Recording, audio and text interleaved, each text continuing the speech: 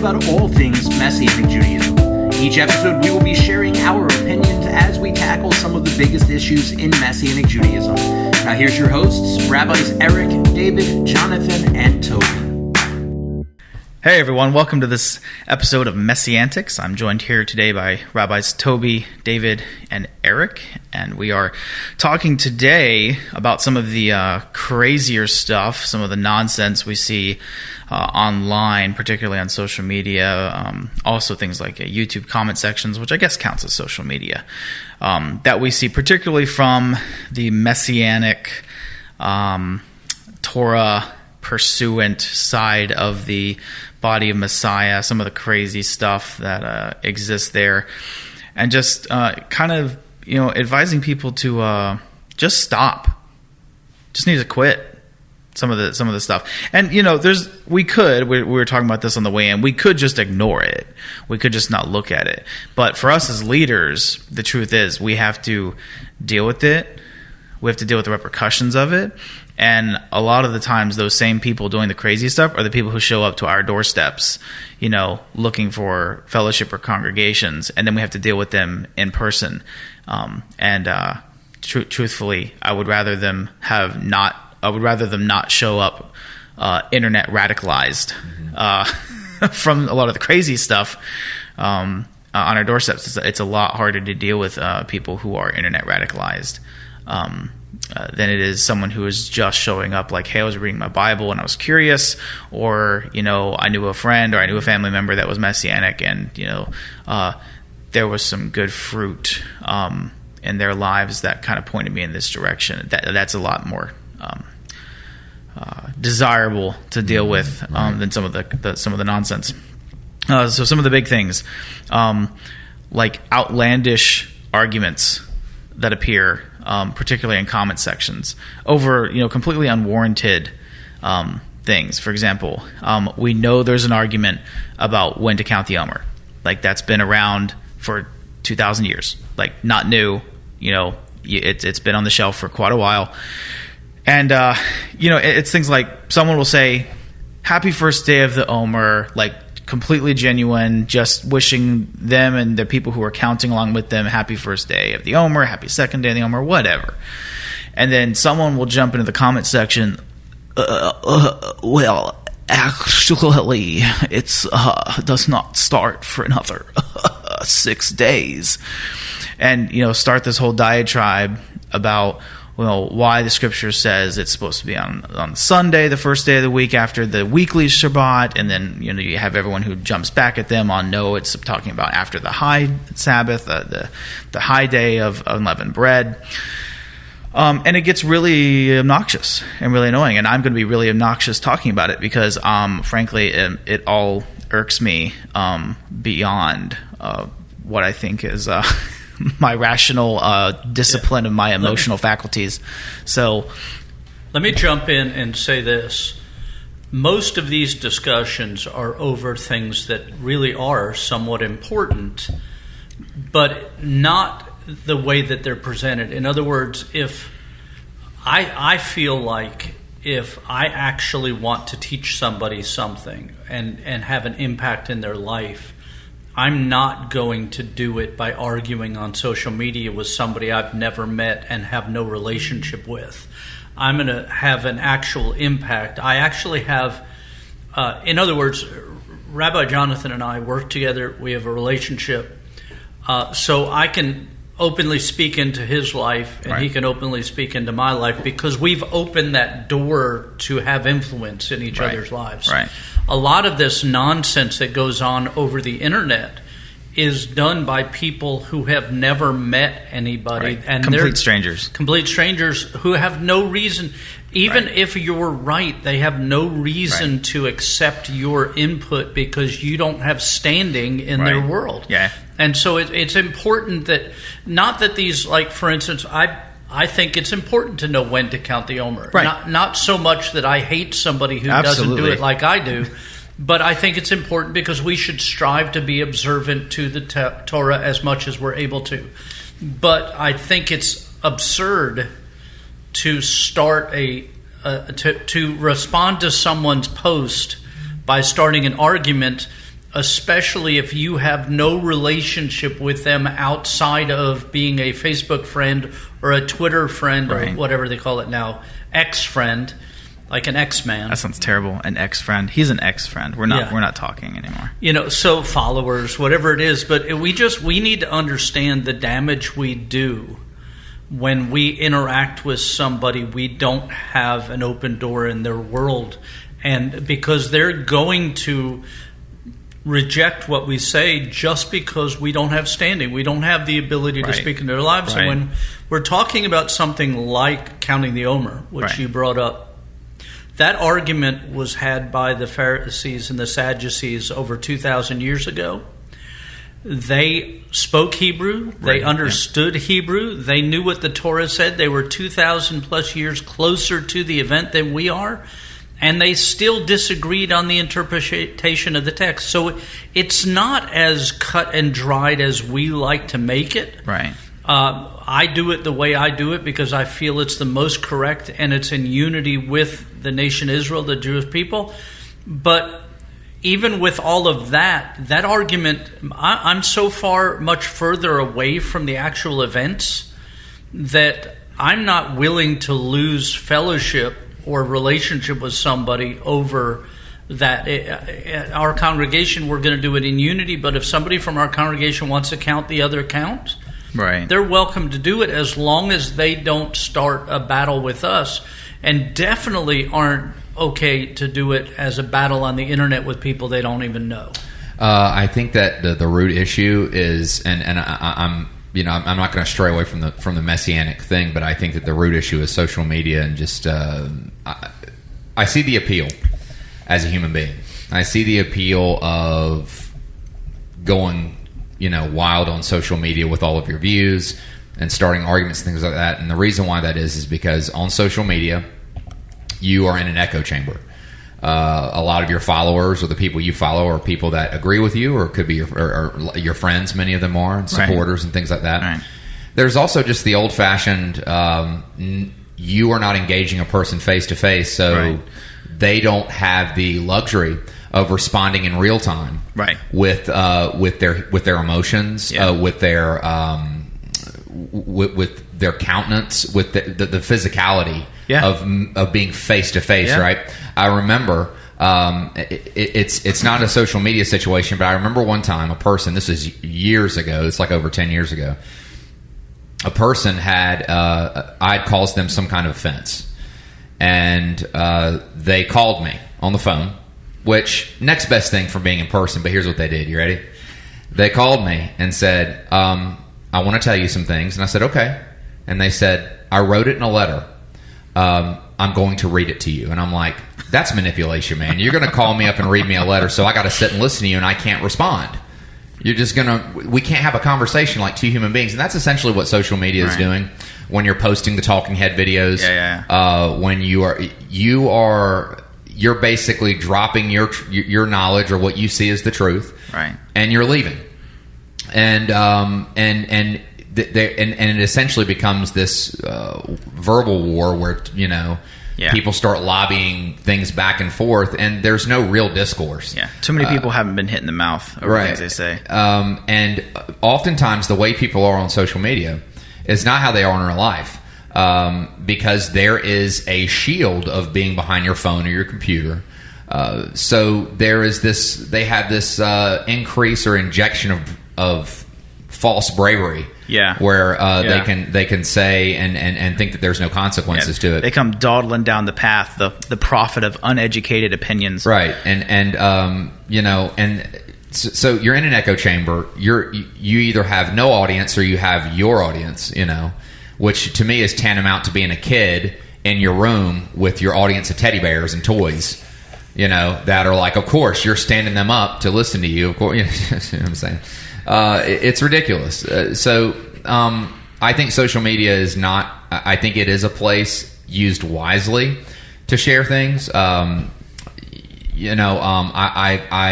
have heard some people who I agree with on social media, and they'll talk about their use of social media, and they'll say, "Listen, this is a way that I can reach people, so I use it." Right. But there is a way to do it. I just think 9 times out of 10 we see it used wrong. But I think that the big issue with social media is there is a false sense of security in I can say what I want, and you just have to deal with it. And it's not really changing anything. I think it does more harm than good. I think God rolls his eyes so often at things like that. I think it's killing healthy discourse. And you can be a person that doesn't attend a congregation, and you can spout your beliefs and this, that, and the other. You watch something on TBN or was it TBN? Is that the Christian Broadcasting? Yeah. Trinity Broadcasting. Yeah, you watched something on TBN or whatever, Daystar or whatever, and you formed your theology because you watched a 30-minute episode of Michael Root or something, and so what I'm saying is that but it's amazing to me. I don't think there's anything wrong if you have a difference. Like if Rabbi Eric was talking about counting the Omer and I had a difference on it, I think what I would do is, well, if I couldn't talk to him in person, I would probably send him a message, a private one, and say, hey, and this is how I would begin. You ready? I would say, hey, just some food for thought. What do you think? This is how I feel. Yeah, here's my reasons. Here's my reasons. It's called a debate, and people don't debate anymore. Lack of respect. Lack of respect. It's a lack of respect. People also don't read anymore. We have gone from which is required to debate. And the text situation is the same thing. It's very similar to social media. Yeah. Like it's the reason why people want to deal with things via text. That should be dealt with in person, and so that's the thing, right? But we talked about the counting of the Omer, but when you look online, we see people attacking Messianic rabbis for something they taught or didn't teach. We see organizations being bashed online by different people. We see people arguing over, should we wear kippah or should we not wear kippah? Should we keep the law or not keep the law? Do we keep the traditions of the rabbis or not keep the tradition of rabbis? And we do it it's not an instructive way. In other words, I'm fine with somebody, and I do it every week. I post a blog on social media of a teaching. Right. And people interact with my teachings, and I don't argue with them or fuss with them or anything. We talk a little bit if they have a conversation. But we do it in a way that's attacking, that's almost violent and vile, right? In a way of establishing our dominance, right, in what we're doing, instead of actually having interaction and teaching. Right. I'm not against teaching on the internet. I think it's a great tool for teaching, and we all share our services on the internet and those things. But when we use it in the same way that I'm against people standing on the street yelling at people because they're ungodly or unrighteous or whatever, I'm against especially Messianics who should know better, who should behave better. Our entire belief is based upon being observant and being against Lashon Hara, evil tongue and evil speak, and all of that. And yet we're some of the worst at doing it of anybody out there, with arguments over everything from how you tied seat to whether to wear seat on your belt loops or not, or whether we wear kippot or not, or whether we should have beards or not, or whether we should sing Christian music, contemporary Christian music in our service or not, or which of the contemporary Christian music we should sing or not. Right. And all of those things are discussions. Right. But we shouldn't be adversarial. Right. We should be instructional. Yeah, and that's the problem, is so many people start with the adversarial. Exactly. If you don't agree with somebody that they post on social media, if you posted something publicly, John, and I disagree with it, the response, if you can't talk to the person, then you send them a private message and say, hey, I have some questions about something you said, and you just create some discourse. Yeah. The problem is that everybody wants to be right, and nobody can be. Not everybody can be right. Right. Nobody wants to be wrong, and right. it's okay to be wrong. I was wrong. I've been wrong about a lot of things. Yeah, I've been wrong plenty of times. I still get corrected. I still find myself being like, oh, I saw it this way, but it wasn't. Man, if you can't do that, you're going to be in so much trouble. Right. You're going to be in so much trouble. Some of my favorite ones are, whenever we come up to the particularly it's Christmas and Easter, or Christmas and Hanukkah and Easter Passover, like those times of the year are like some of the most vitriol that happens in shared spaces between Messianics and people who maybe don't understand Messianics or don't, they practice contemporary Easter celebrations, contemporary Christmas celebrations, and Messianics will jump on and be like, and they'll throw all kinds of memes and things they about love like those, about like, this is like here Saturday and Sunday are the memes I see more. All this stuff, and then you'll read through some of these memes, and I remember years ago I kind of committed to like, man, I'm actually gonna like, I'm gonna actually like look into some of these things that are claimed in these memes, because and at this point I was already practicing Passover, and I'd largely let go of observing Christmas and contemporary practices of Easter, for a while. And I just remember I'm going to look into some of these claims that these memes make, and about Easter versus Passover, Christmas and versus not, whatever. And the amount of wrong that exists in some and a lot of these claims, it really and research is something that is if you're injured and you have an ambulance come out to you, if your paramedic is not trained to be a paramedic, do you want him getting anywhere near you with an IV? No. No. And research is the same way. Research is not just looking up random information. Like, is it verifiable information? Is it good information? Is it research is not Wikipedia? Yeah, research is not. Wikipedia is a good starting place, but it's not actual like research. And so, and most people don't get that. Most people stop there. That's the height of where they go, or they go to books that are written by. Many of them don't even get to Wikipedia. They stop at TikTok. Yeah. Some memes, and it's like I'm actually one day I'm going to write a book on meme theology and how damaging it is to everybody.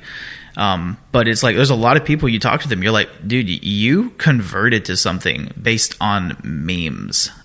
Like, I'm sorry, but you have no voice in this conversation right now until you get learned. Right. Because I mean, and we should hold people to a higher standard, and I do. The longer I'm in Messianic Judaism, the higher standard I have for Messianics, especially when I see them online. I will confront people that I know personally. If I see them acting up online, I will tell them, be like, look, dude, you're wrong. Like, you're not only you were really wrong. I mean, look, first off is I have never ever seen a single individual have a legitimate heart and or mind change because somebody posted some vitriolic comment on their social media post, or spammed their post with a whole bunch of memes in reaction to, or whatever. You guys were talking about having actual discourse. Like, it's not even about debate. Are you able to have an honest and open conversation without becoming just an absolute schmuck? Right. And I mean, the reality is that most, and okay, I'm whitewashing by saying most, but so many Messianics, like, look, we complain within mainstream Messianic Judaism. We complain all the time about the crazy that happens on the peripheral of the Hebrew roots, two house, all of these things that float around. We all complain all the time about all the crazy that happens, and how one of the things that drives me nuts with certain individuals, and I don't like necessarily throwing out names on negative stuff, but certain individuals in the Hebrew roots, two house side of things, is that they're always so angry about everything. Right? They're angry because they weren't Jewish and didn't feel welcomed in Messianic Judaism. They're angry that Messianic Judaism uses the wrong calendar. They're angry that this. They're angry that that.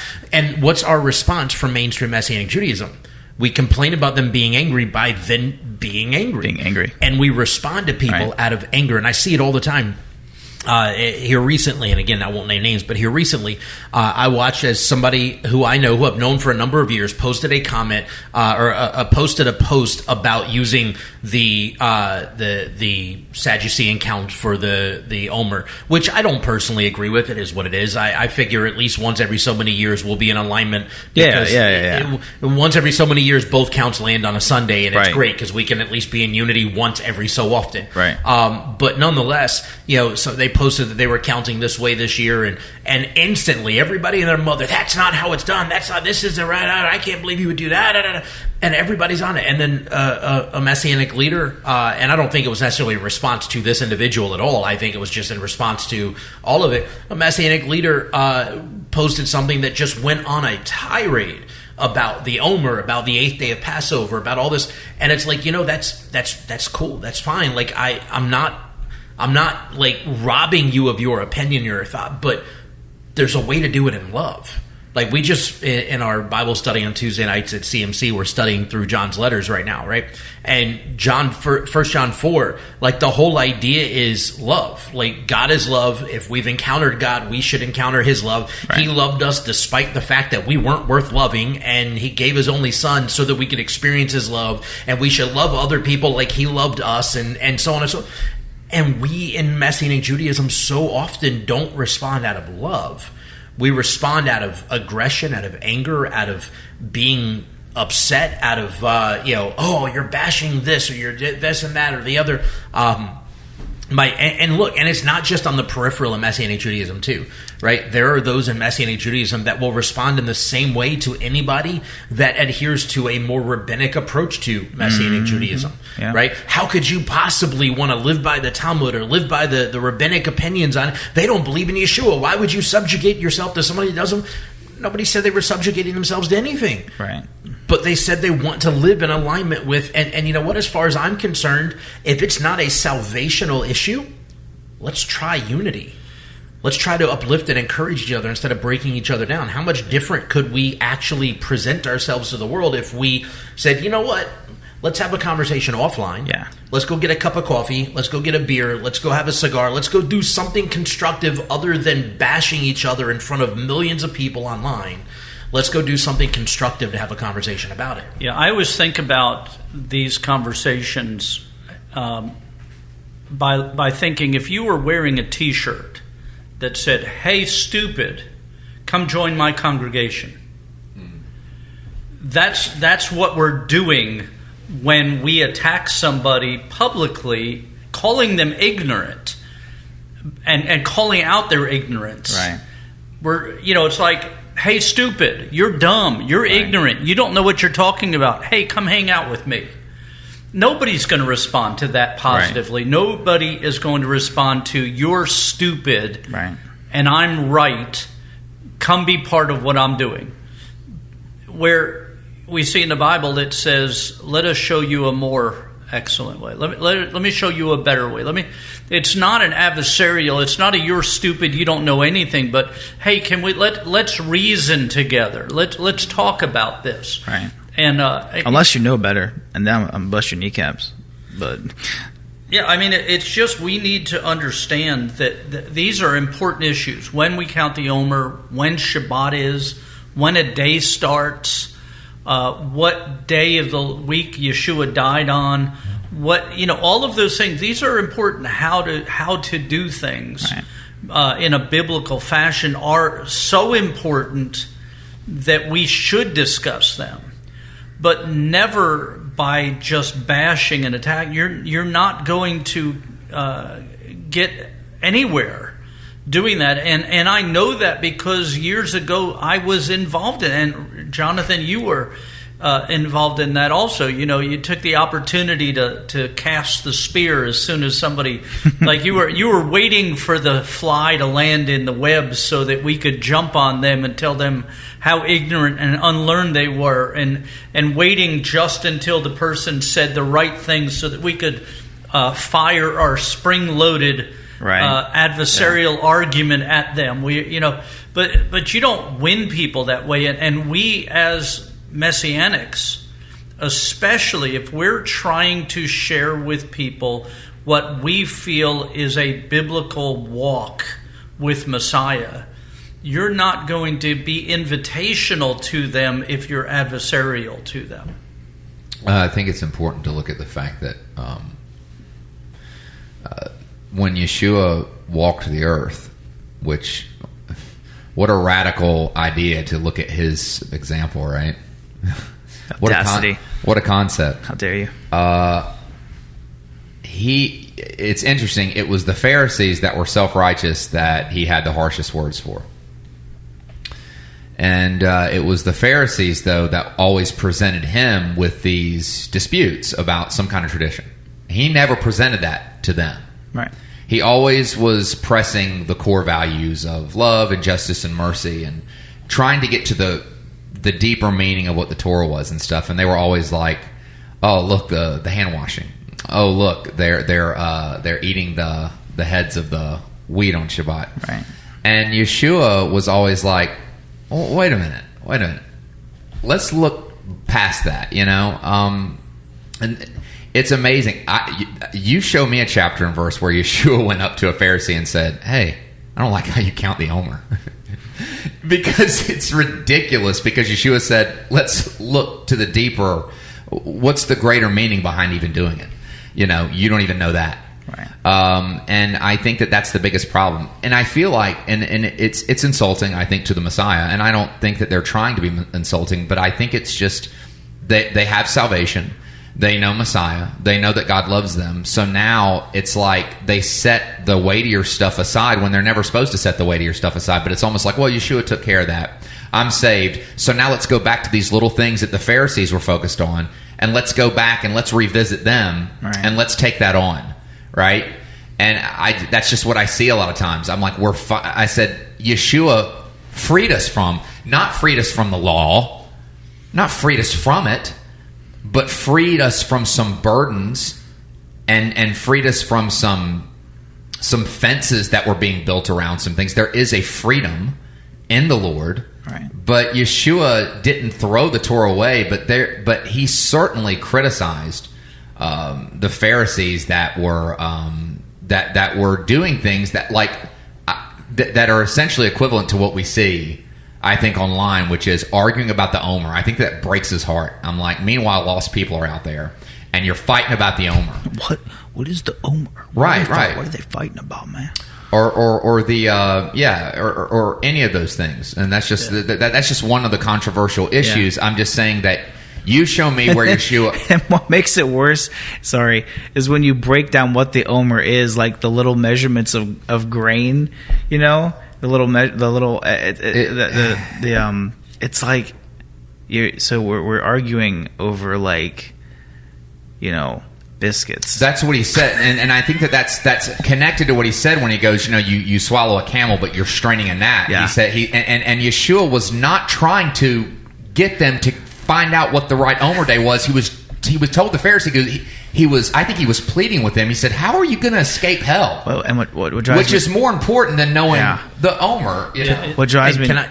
Oh, sorry. I just want to throw one thing out there too, because I love that you brought up Yeshua and the Pharisees. For all intents and purposes, Yeshua, in essence, was a Pharisee. Right. And I think a lot of times believers, and we talked about this recently at CMC, I think a lot of times believers have this lack of understanding that Yeshua kind of having a theological debate with Pharisaic leaders was not Yeshua denouncing Pharisaic Judaism. And so, like, the whole discussion on the counting of the Omer, as far as I'm concerned, if it was good enough for God in flesh, it's good enough for me. And the fact that he went to synagogue and did things in a Pharisaic way is what tells me he would have counted their way.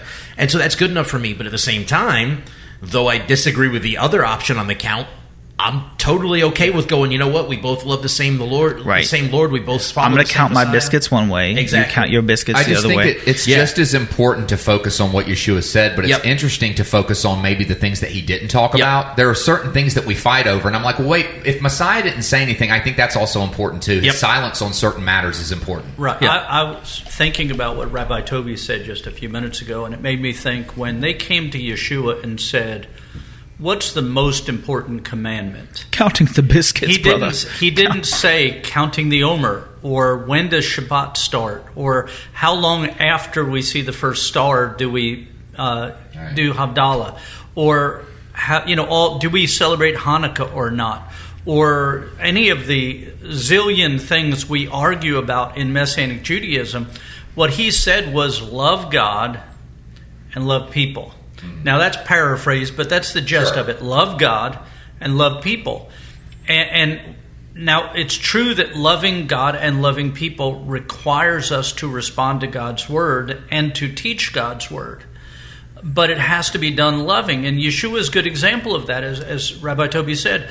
When he was speaking to people who were not religious, they weren't of the faithful, so to speak, he was kind to a fault. He was overflowing with bending over backwards to be kind and loving and share and teach them.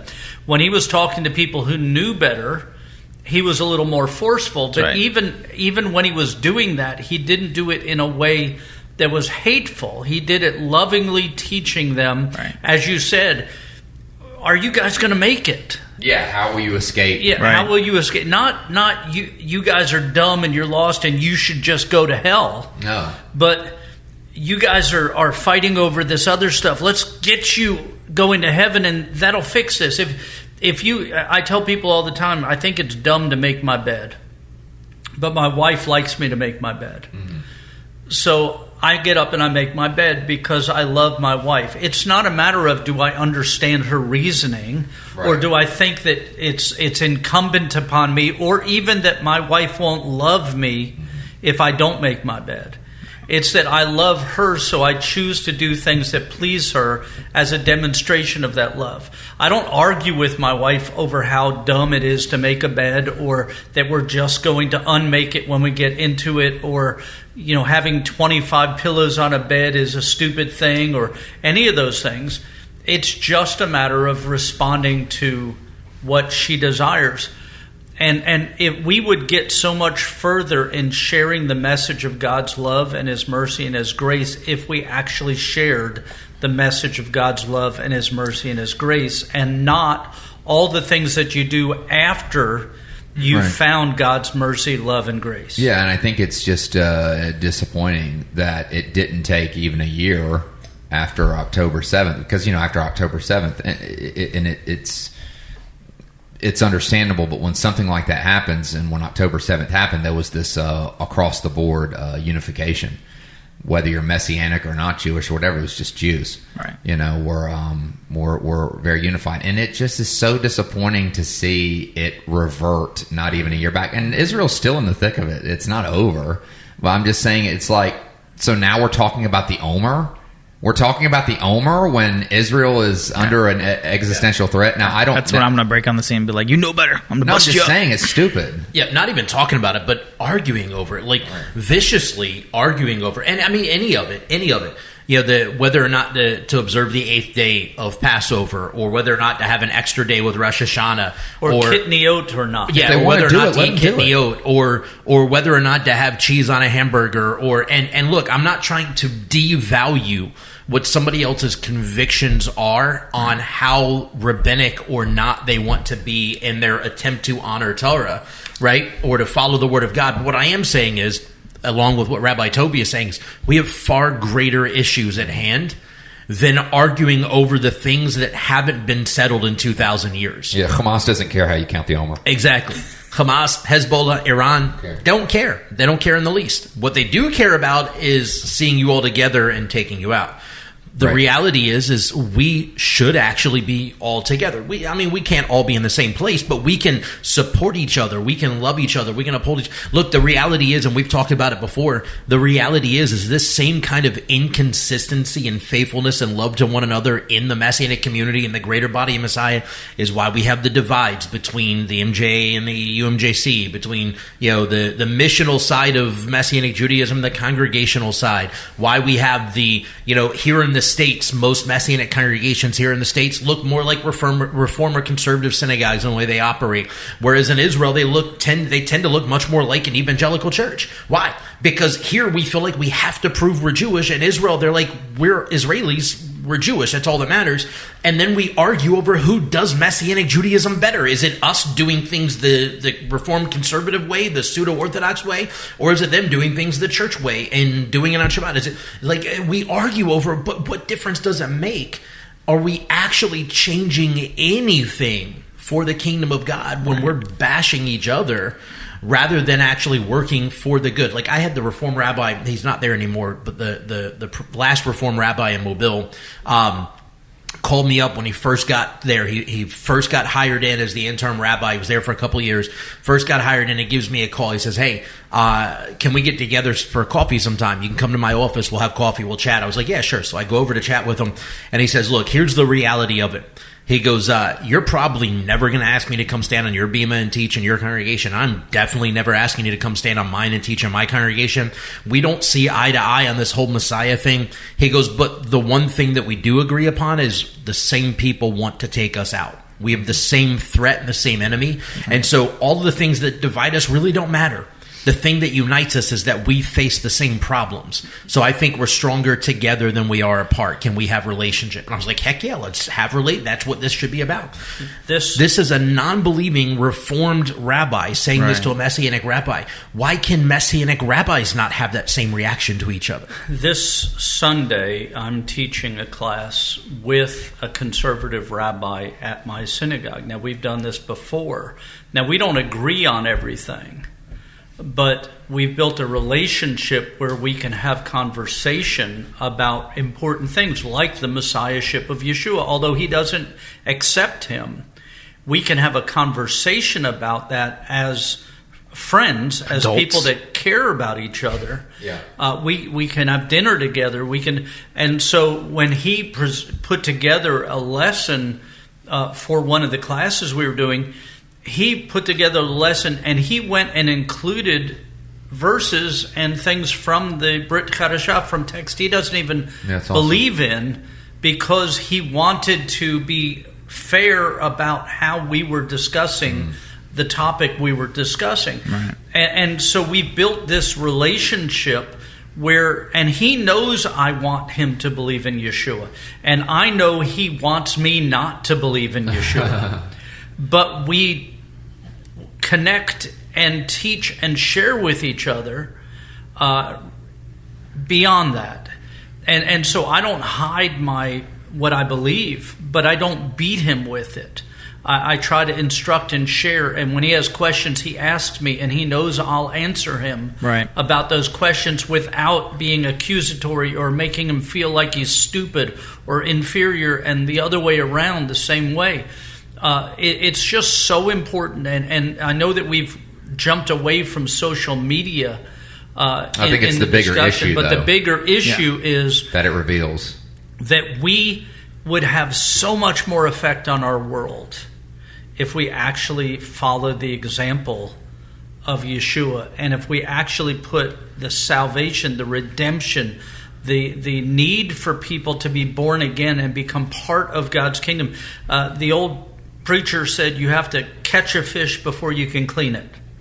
And until you build a relationship with somebody and they build a relationship with God through Messiah, you're not going to get them to be open to anything else. Right. And once you catch them, then you can start counting biscuits the same way. Together. Right. Once we build a relationship where we have an opening in their life to speak into their life, then we'll have that opportunity. All right. Well, social media has been the breeding ground for just the most unlikely people getting followings and becoming popular, you know, where they wouldn't otherwise. Yeah, because they're so unlikable.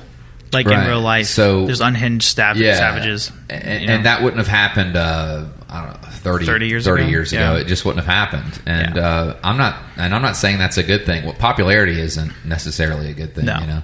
But I think that is an undercurrent with a lot of people. It's just they want a throng of followers. Yeah. Social media is where the combatants fight. It's what was it? The arena? Coliseum. Yeah. It's the Coliseum of It modern is. day. It's where we throw people into it and watch them beat each other up. Oh, it's and true. get gleeful enjoyment over watching them bash each other and cheer for our contender, the gladiator of our choice. Or there's just the people that are As- just eating popcorn. And then we sit up there and we go, oh, I would have said this, or I'd have said that, or wow, what a good hit, and then we jump into the arena Right. along with them, and God's heart's broken. right as the lions consume the combatants in the arena, we just gleefully watch, and it's a shame.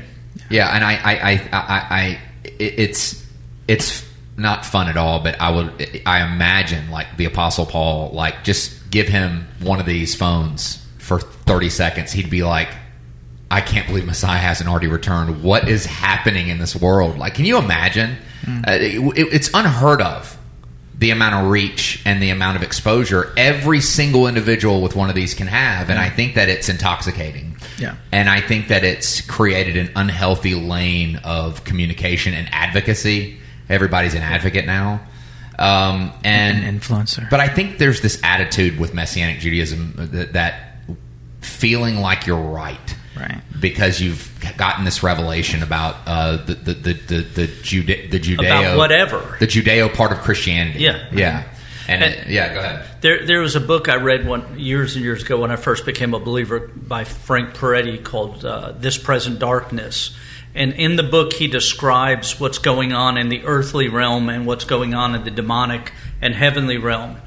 And when we were talking about this, I can imagine in my mind, now this is just a picture in my mind, of Hasatan and the fallen angels sitting around the boxing ring of Facebook and Twitter, watching the believers fighting with each other and betting on the outcome of the match and cheering them on as They didn't even have to do anything. They don't have to do anything. We're beating each other up and destroying our influence at the same time. And it needs to stop. And we just need to stop. No, it's so true. But yeah. Because you're not changing any hearts, like David said. I myself also have never seen a person changed through a war on Facebook or Instagram or whatever. I've never seen it. Yeah, I watched people debate years ago over biblical things, and I talked to somebody and I said, when you debate somebody, do you ever think you're going to actually change their mind? And he said, no, I'm hoping that I'll change somebody listening to its mind. But when we're arguing, we're not even debating. We're tossing hot fire at each other. We're throwing spears at each other. And that's not going to change the person's mind we're talking to, nor is it going to change the mind of anybody watching. Everybody wants to be heard. Nobody wants to hear. Exactly. Right. So anyhow, we're glad that you tuned in. I hope this was helpful and encouraging. And if it was, I hope you'll reach out to us through whatever medium you're listening to and comment. If you have a topic you'd like for us to discuss in a future episode, feel free to let us know. Just post it in a comment wherever you're listening to this. And we hope that these have been helpful as we share some of the MessianTics within the Messianic movement. Shalom. Thank you for listening to the MessianTics podcast. Make sure to subscribe so you can be notified every time we drop a new episode. And be sure to follow and interact with us on social media at MessianTics Podcast.